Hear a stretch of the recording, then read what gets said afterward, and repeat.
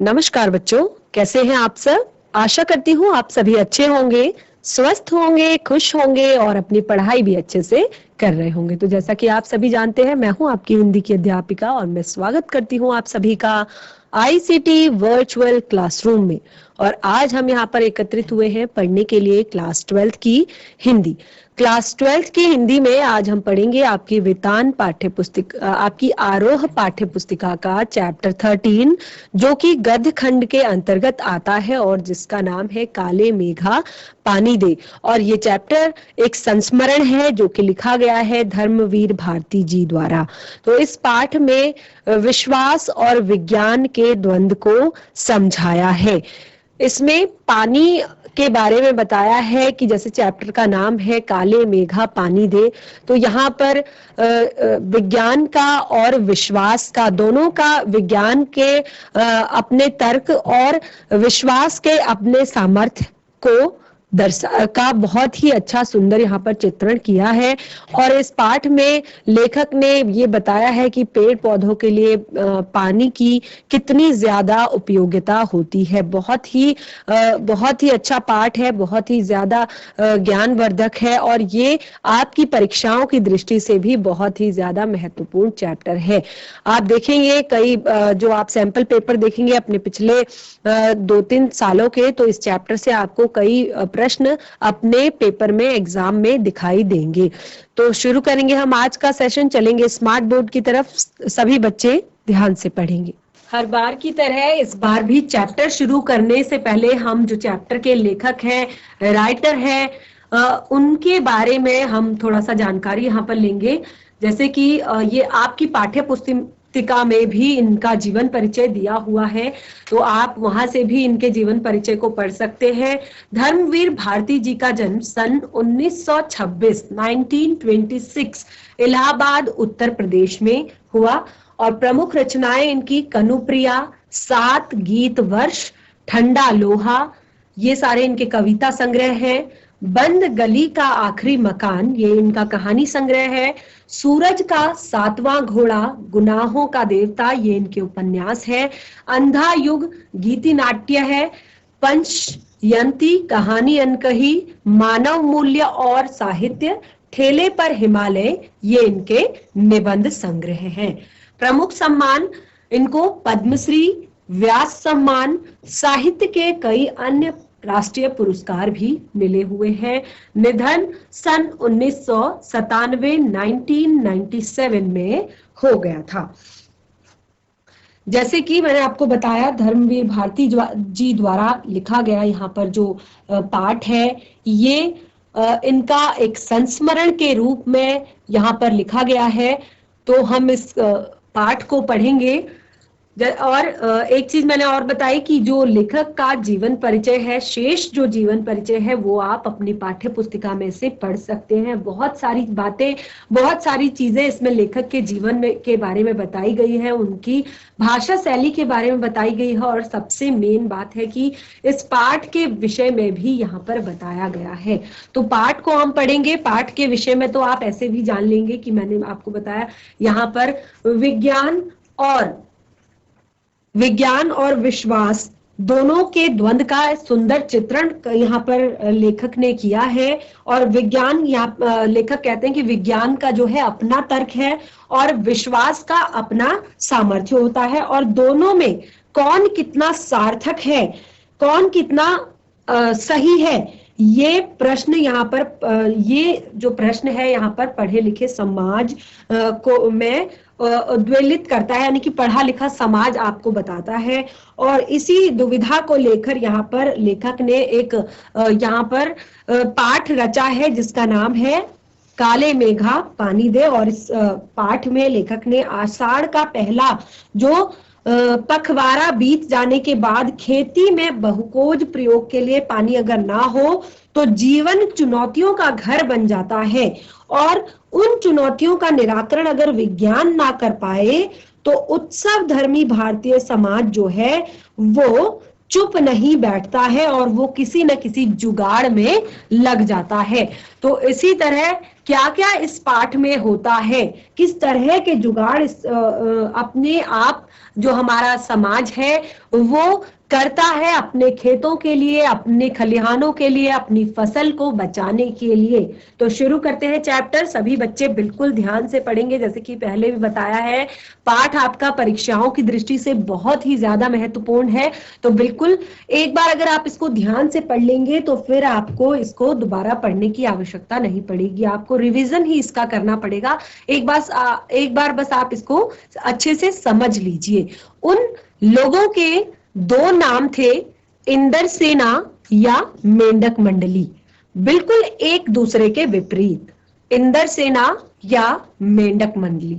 जो लोग उनके नग्न स्वरूप शरीर, उनकी उछल कूद, उनके शोर शराबे और उनके कारण गली में होने वाले कीचड़ कांदों से चिढ़ते थे, वे उन्हें कहते थे मेंढक मंडली।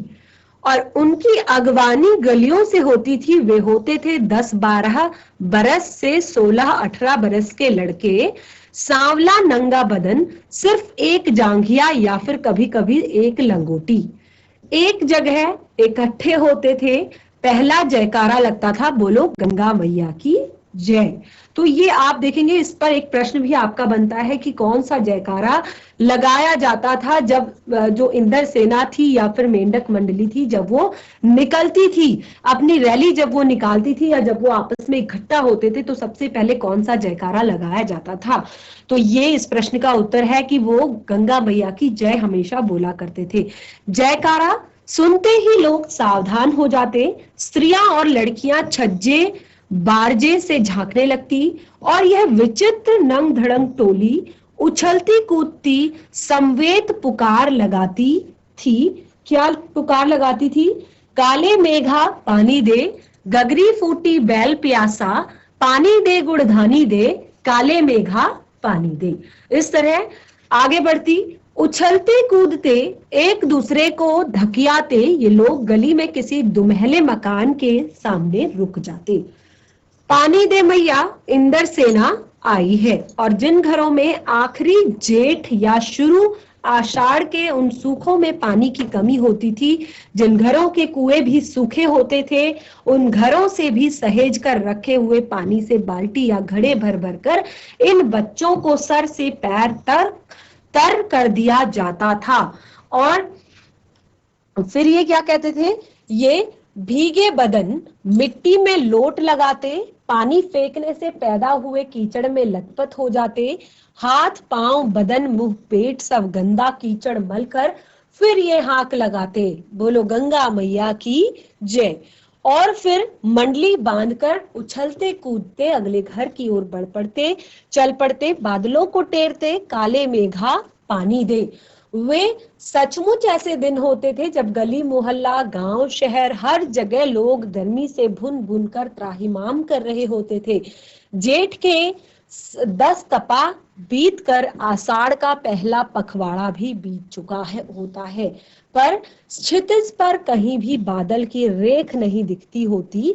कुएं सूखने लगते, नालों में तो बहुत कम पानी आता, और आता तो आधी रात को, मानो वो खौलता हुआ पानी हो।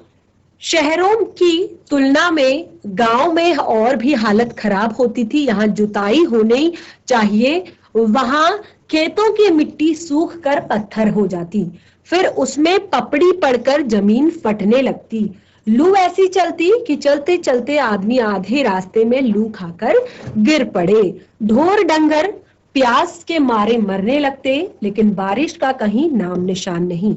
ऐसे में पूजा कथा विधान सब करके लोग जब हार जाते, तब अंतिम उपाय के रूप में निकलती यह इंद्रसेना। तो यहाँ पर लोगों के बारे में बताया है, उनके विश्वास के बारे में बताया है कि उनका विश्वास किस तरह का विश्वास है कि वो जब गर्मियों की इस चटकती धूप में चारों तरफ जब सूखा पड़ जाता है, क्योंकि केवल शहरों में ही नहीं, गांव में भी इस तरह का सूखा पड़ता है और वहां पर ज्यादा लोगों को परेशानी होती है, क्योंकि यहाँ पर केवल हमें अब पानी का यूज हम अपनी साफ सफाई के लिए, अपने खाना बनाने के लिए, पीने के लिए ज्यादातर करते हैं, लेकिन गाँव में लोगों को अपने जो उनके ढोर ढंगर होते हैं, यानी कि गाय भैंस जो उनके होते हैं, पालतू पशु जो होते हैं, उनके लिए भी पानी चाहिए। और वहां पर उनके खेत खलिहान होते हैं, जहां पर जब फसल लगने वाली होती है, गर्मियों के इन दिनों में धान की बुआई चल रही होती है, तो तब पानी का जब एक बूंद भी पानी नहीं गिरता, तो लोग फिर इस तरह के क्योंकि सबसे पहले वो इसके लिए पूजा पाठ करते हैं, कथा विधान करते हैं, लेकिन जब वो इन सारी चीजों से हार जाते हैं, तो फिर वो अंतिम उपाय के रूप में निकलती है यह इंद्र सेना। तो यानी कि इस पर उनका विश्वास टिका हुआ है। अगर देखा जाए तो ये कहेंगे कि ये उस इलाके की एक परंपरा है कि इस तरह से अगर करेंगे तो वर्षा होगी। बादलों के स्वामी है इंद्र, और इंद्र की सेना टोली बांधकर कीचड़ में लथपथ निकलती, पुकारते हुए मेघों को, पानी मांगते हुए प्यासे गले और सूखे खेतों के लिए, पानी की आशा पर जैसे सारा जीवन आकर टिक गया हो। बस एक बात मेरी समझ में नहीं आती थी कि जब चारों ओर पानी की इतनी कमी है, तो लोग घर में इतनी कठिनाई से इकट्ठा करके रखा हुआ पानी की बाल्टी भर भर कर इन पर क्यों फेंकते हैं। ये कैसी निर्मम बर्बादी है पानी की। देश देखिए इस तरह का कुछ जो माहौल है उस समय हुआ करता था। आप देख रहे हैं यहाँ पर कुछ बच्चे हैं जो घरों के नीचे खड़े हैं और इस तरह की आवाज लगाते हैं, काले मेघा पानी दे। और घरों की जो स्त्रियां हैं, लड़कियां हैं, बच्चियां हैं, वो घरों में इकट्ठे किए गए पानी को इन बच्चों के ऊपर डालते हैं, और ये बच्चे फिर मिट्टी में लोट लगाते हुए, देखिए आप देख रहे हैं कुछ बच्चे नीचे मिट्टी में लेटे हुए हैं, कुछ बैठे हुए हैं, अपने पूरे बदन पर उन्होंने कीचड़ मला हुआ है। तो लेखक जो है, राइटर जो है, वो कह रहे हैं कि ठीक है, एक तरह से ये इनका विश्वास है, लेकिन अगर दूसरे तरह से देखा जाए तो वो क्यों ऐसा करते हैं। इतनी मेहनत से जब जमीन इतनी सूखी हुई है, लोग पानी के लिए इतना ज्यादा तरस रहे हैं, इतना ज्यादा तड़प रहे हैं, तो ऐसी क्या मजबूरी है, ऐसी क्या परंपरा है कि वो घर में इतनी मुश्किल से इकट्ठे किए गए पानी को उन बच्चों के ऊपर बर्बाद कर दिया करते हैं। कि इतनी क्षति होती है पानी की इस तरह के अंधविश्वासों से। कौन कहता है कि इन्हें इंद्र की सेना। अगर इंद्र महाराज से ये पानी दिलवा सकते हैं तो खुद अपने लिए पानी क्यों नहीं मांग लेते, क्यों मोहल्ले भर के पानी को नष्ट करवाते घूमते हैं। यह सब पाखंड है, अंधविश्वास है। ऐसे ही अंधविश्वासों के कारण हम अंग्रेजों से पिछड़ गए और गुलाम बन गए। तो ऐसा लेखक अपने विचार यहाँ पर प्रकट कर रहे हैं। और फिर आगे कहते हैं, मैं असल में था तो इन्हीं मेंढक मंडली वालों की उम्र का, पर कुछ तो बचपन के आर्य समाजी संस्कार थे और कुछ कुमार सुधार सभा कायम हुई थी, उसका उपमंत्री बना दिया गया। सो समाज सुधार का जोश कुछ ज्यादा ही था। अंधविश्वासों के खिलाफ तो तर्कस में भी तीर रखकर घूमता रहता था। मगर मुश्किल यह थी कि मुझे अपने बचपन में जिससे सबसे ज्यादा प्यार मिला वो थी जीजी। यूं मेरे रिश्ते में कोई नहीं थी, उम्र में मेरी माँ से भी बड़ी थी, पर अपने लड़के बहू सबको छोड़कर उनके प्राण मुझी में बसते थे। और वे थी उन तमाम रीति रिवाजों, तीज त्योहारों, पूजा अनुष्ठानों की खान जिन्हें कुमार सुधार सभा का यह उपमंत्री अंधविश्वास कहता था और उन्हें जड़ से उखाड़ फेंकना चाहता था। लेखक जो है, राइटर जो है इस पाठ के, वो कहते हैं कि मुझे इन सभी जो चीजें, यानी कि जो नहीं होनी चाहिए समाज में, जो पाखंड, जो इस तरह के अंधविश्वास जो कि किसी को नुकसान पहुंचाएं, जिससे जो किसी के लिए अच्छे ना हो। तो ऐसे अंधविश्वासों के, ऐसे पाखंडों के मैं बिल्कुल खिलाफ था। लेकिन मेरी जो उम्र थी वो उन्हीं बच्चों के बराबर थी, उन्हीं बच्चों के बराबर मैं था। लेकिन मुझे यहाँ पर कुमार सुधार अनुष्ठान जो था, कुमार सुधार जो गृह था, वहां पर उन्हें भेज दिया गया था। तो वहां पर उन्हें एक जीजी मिली थी, जो कि उनकी माँ की उम्र से बड़ी थी। लेकिन वो सबसे ज्यादा प्यार, यानी कि अपने परिवार के सदस्यों से भी ज्यादा प्यार वो उन्हीं को करती थी। और वो कहते हैं कि उन तमाम रीति रिवाजों और अनुष्ठानों की खान थी वो जीजी, जिसमें कुमार सुधार सभा, यानी कि उसका उपमंत्री, अंदर जिसे उपमंत्री किसे बनाया गया था, लेखक को ही कुमार सुधार सभा का उपमंत्री बनाया गया था। तो उपमंत्री यानी कि वो जो है वो इन सभी अंधविश्वासों को पाखंड कहते थे और उन्हें जड़ से उखाड़ फेंकना चाहते थे। पर मुश्किल यह थी कि उनका कोई भी पूजा विधान, कोई त्योहार अनुष्ठान मेरे बिना पूरा नहीं होता था। दिवाली है तो गोबर और कौड़ियों से गोवर्धन और सतिया बनाने में मैं लगा हूँ। जन्माष्टमी है तो रोज 8 दिन की झांकी तक को सजाने और पंजीरी बांटने में लगा हुआ हूँ। हर छठ है तो छोटी सी रंगीन कुल्हड़ियों में भूजा भर रहा हूँ।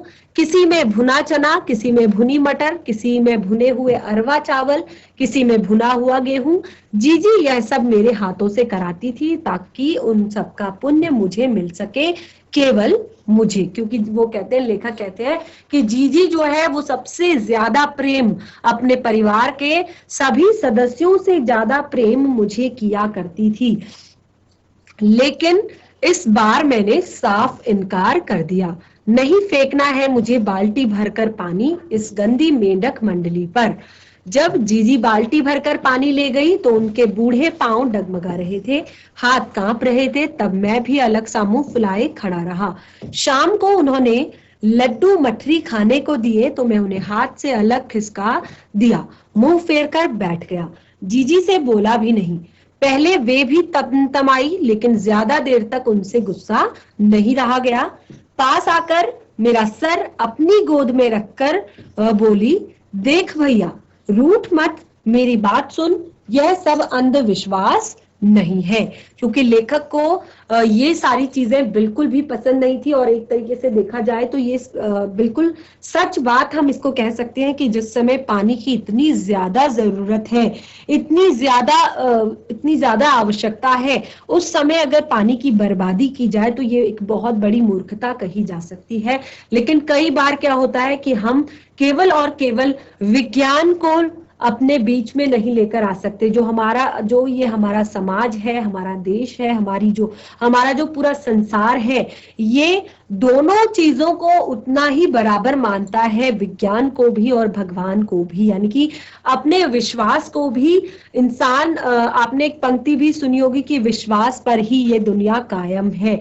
कई बार हमें ऐसी चीजों पर भी विश्वास करना होता है जो सच में बिल्कुल भी पॉसिबल नहीं है। लेकिन ये भी इस समाज का एक नियम है, इस संसार का एक नियम है जिस पर ये दुनिया पूरी तरह से टिकी हुई है।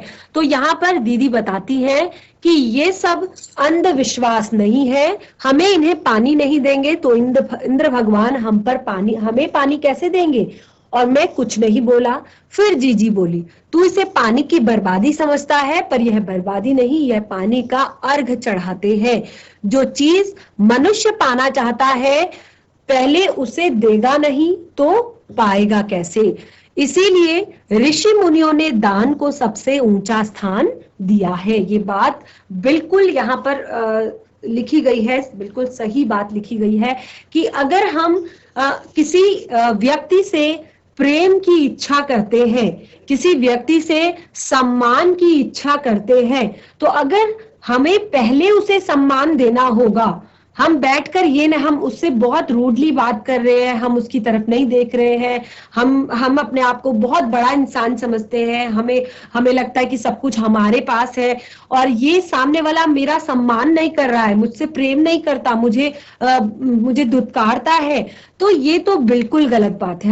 हम किसी इंसान से जो भी एक्सपेक्ट करते हैं, जो भी हम चाहते हैं कि वो इंसान हमारे लिए करे, तो सबसे पहले हमें उसके लिए वो चीज करनी चाहिए। अगर हम चाहते हैं कि कोई हमसे अच्छे से बात करे, तो हमें भी उससे अच्छे से बात करनी चाहिए। अगर हम चाहते हैं कि कोई हमारा सम्मान करे, तो हमें भी उसका सम्मान पहले करना चाहिए। अगर हम चाहते हैं कि कोई हमें प्रेम करे, हमें हमसे अच्छे से बात करे, हमसे प्रेम पूर्वक व्यवहार करे, तो हमें भी सबसे पहले उसके साथ प्रेम पूर्वक व्यवहार करना चाहिए। तो अगर हम किसी चीज के बारे में सोचते हैं कि ये हमें मिलना चाहिए, तो हमें उसको देने की भी इच्छा हमारे अंदर रहनी चाहिए। तो ये जो उनकी जीजी है वो बताती है कि जो चीज मनुष्य पाना चाहता है, उससे पहले देगा नहीं तो पाएगा कैसे। इसीलिए मुनियों ने दान को सबसे ऊंचा स्थान दिया है। ऋषि मुनियों को काहे बदनाम करती हो जीजी? क्या उन्होंने कहा था कि जब आदमी बूंद बूंद पानी को तरसे तब पानी कीचड़ में बहाओ? देखिए, हर चीज, जो हर तर्क है वो यहाँ पर सही हो सकता है, लेकिन कई बार ऐसा होता है कि हम अपने विश्वास को, हम अपने जो हमारी एक आस्था है, उसे हम झुटला नहीं सकते। आप कितना भी कह लो कि भगवान नहीं है, भगवान कोई नहीं है, लेकिन जब हमारे ऊपर मुसीबत आती है, हम परेशान होते हैं, भले ही हम भगवान की मूर्ति के सामने ना खड़े हों, लेकिन हम मन में भगवान को याद करते हैं, भगवान के लिए से हेल्प मांगते हैं। तो ये तो एक हमारा विश्वास ही है भगवान के प्रति, एक हमारी आस्था ही है भगवान के प्रति। बिल्कुल ऐसा नहीं है कि आप भगवान को ढूंढने के लिए दूर दूर तक जाओ। आप अगर किसी का भला कर रहे हो, अगर आप किसी का अच्छा कर रहे हो, अगर आप कहीं पर थोड़े बहुत दान पुण्य कर रहे हो, या अगर आपने मन से भगवान को एक छोटी सी मूर्ति के सामने भी, देखिए मूर्ति, फोटोज, मंदिर, ये सब हमारी आस्था को जगाने के लिए है कि हमें भगवान के प्रति हमारी आस्था बनी रहे, हमें भगवान के प्रति जो हमारा प्रेम है वो बना रहे। इसके लिए नहीं कि आपको जब मंदिर में जाओगे तो तभी आपको भगवान के दर्शन होंगे। आप ध्यान लगाइए, आपको हर जगह भगवान के दर्शन होंगे। ये आपकी आस्था है, ये आपकी श्रद्धा है। आप मंदिर में भी भगवान को पा सकते हैं, आप घर में भी भगवान को पा सकते हैं, आपको हर जगह भगवान को पा सकते हैं। तो यहाँ पर ये चीज हमारी आस्था से जुड़ी हुई है। कई बार हम भगवान के मंदिर में जाते हैं और वहां पर किसी की बुराई सोचते हैं, तो वहां कभी भी आपके लिए भगवान प्रसन्न नहीं होंगे, आपका मंदिर में जाना व्यर्थ हो जाएगा। लेकिन अगर आप मन से भगवान को याद करते हैं, तो भगवान आपको जरूर उसका फल देते हैं। तो ये है आपकी आस्था, इसको आप नहीं झुटला सकते हो किसी भी भगवान के प्रति या किसी भी और चीज के प्रति। ये आपकी श्रद्धा है। तो यहाँ पर यही बात बताई गई है कि जो दीदी है वो एक आस्था के बारे में बता रही है कि इंद्र देव जो है, इंद्र भगवान जो है, अगर हम उनको अर्घ नहीं देंगे, वो कहती है कि ये जल बर्बादी नहीं है, ये जल हम फेंक नहीं रहे हैं, क्योंकि वो बच्चों की एक श्रद्धा है भगवान के प्रति, गंगा मैया के प्रति उनकी एक श्रद्धा है। तो लोग उनमें वो अर्घ देकर, उनमें वो जल चढ़ाकर अपने मन को शांति देते हैं, अपने भगवान को याद करते हैं और भगवान से जल मांगते हैं। तो ये उनकी श्रद्धा है, ये उनकी आस्था है। लेकिन बिल्कुल इसके अपोजिट लेखक कहते हैं कि अगर तुम ये कौन सी आस्था है कि आप जब बहुत ज्यादा जरूरी हो पानी, जब लोग एक एक बूंद के लिए तरस रहे हो, तब आप उस पानी को कीचड़ में बहा दो। तो कुछ देर के लिए इस बात पर जीजी भी चुप रही, फिर मठरी मेरे मुंह में डालती हुई बोली, देख, बिना त्याग के दान नहीं होता। अगर तेरे पास लाखों करोड़ों रुपए हैं और उनमें से तू 2-4 रुपए किसी को दे दे, तो यह क्या त्याग हुआ? त्याग तो वह होता है जो चीज तेरे पास कम भी है, जिसकी तुझको जरूरत भी है और तू अपनी जरूरत को पीछे रखकर दूसरों के कल्याण के लिए उसे दे दे, तो त्याग वह होता है। बहुत ही प्यारी बात यहाँ पर लिखी गई है, बहुत ही प्यारी बात यहाँ पे बताई गई है। अगर आपके पास बहुत सारे पैसे हैं, अगर आप धन संपत्ति से युक्त हैं, तो उनमें से आप केवल 100, 50 रुपए, 10 रुपए अगर किसी भिखारी को दे भी देते हैं, किसी गरीब इंसान को दे भी देते हैं, तो वो आपके लिए त्याग नहीं कहलाता, क्योंकि इतने तो आप दिन भर के कितने खर्च कर जाते होंगे अपने ऊपर, अगर आपके पास अच्छा खासा पैसा है। लेकिन अगर आपके पास आपकी जरूरत के हिसाब से पैसा है और आपके सामने कोई बहुत बड़ा दीन, बहुत ही दीन व्यक्ति खड़ा है, बहुत ही ज्यादा जरूरतमंद व्यक्ति खड़ा है, तो असली त्याग वो है कि उसकी दीनता को देखकर, उसकी आवश्यकता को देखकर आपको आपकी आवश्यकता कम लगे। आप सोचो अरे यार कोई बात नहीं, मेरा तो इसके बिना काम चल जाएगा। मैं अगर आपने 3 टाइम का भोजन किया हुआ है और आपने 2 टाइम का भोजन कर रखा है और तीसरे टाइम का भोजन आप कर रहे हैं, लेकिन एक व्यक्ति जो है वो सुबह से भूखा है, उसने एक बार भी सुबह से भोजन नहीं किया है, तो अगर आपने 1 टाइम का भोजन अपना उसके लिए त्याग भी कर दिया, अपना भोजन उसे दे भी दिया, तो ये कोई बड़ी बात नहीं है। ये असली त्याग है, क्योंकि आपको पता है कि आपने दिन में 2 बार भोजन किया हुआ है। आप इतने कमजोर नहीं हो सकते हो, लेकिन जिसने कई दिन से भोजन नहीं किया हुआ है, तो आप उसके लिए अगर 1 बार का भोजन अपना त्याग कर देते हो, तो ये अच्छी बात है। तो त्याग तो वह होता है जो चीज आपके पास भी कम है और जिसकी आपको भी जरूरत है, लेकिन आप अपनी जरूरत को पीछे रख लो कि कोई बात नहीं, मेरा काम चल जाएगा अगर मैं 1 बार भोजन नहीं भी करूंगा तो। लेकिन क्योंकि इस व्यक्ति ने भोजन नहीं किया है, 3 दिन से नहीं किया है या दिन भर से नहीं किया है, तो इसको ज्यादा जरूरत है, मैं इसे दे देता हूं। अपनी जरूरत पीछे रखकर दूसरों के कल्याण के लिए उसे त्याग कर दे, वह असली त्याग होता है। दान तो वह होता है, उसी का फल मिलता है। फल, फिर लेखक कहते हैं फल वल कुछ नहीं मिलता, यह सब ढकोसला है। तो मैंने कहा तो पर कहीं मेरे तर्कों का किला पस्त होने लगा, मगर मैं भी जिद पर अड़ा रहा। लेखक कहते हैं मैं कई बार इस बात पर तर्क दे रहा था, जो भी जीजी कह रही थी उस तर्क यानी कि उन दोनों का तर्क वितर्क इस बात पर चल रहा था कि असली दान क्या है। लोगों को अपने दान पुण्य पर विश्वास करना चाहिए या जो विज्ञान है उस पर विश्वास करना चाहिए।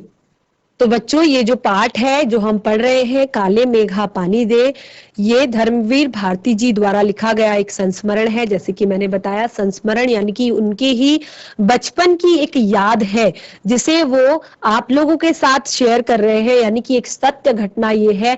तो इसमें बहुत सारी बातें देखा आपने, अभी तक देखा कि जितना भी हमने पाठ पढ़ा, तो इसमें बहुत सारी चीजें, बहुत सारी बातें हमारे जीवन से भी रिलेटेड है। कई बार हम भी ऐसी चीजों में पड़ जाते हैं, हम भी ऐसी परेशानी में पड़ जाते हैं जहां पर हमें 2 चीजों के बीच में तर्क करना होता है, सही गलत हमें यहाँ पर जांचना होता है।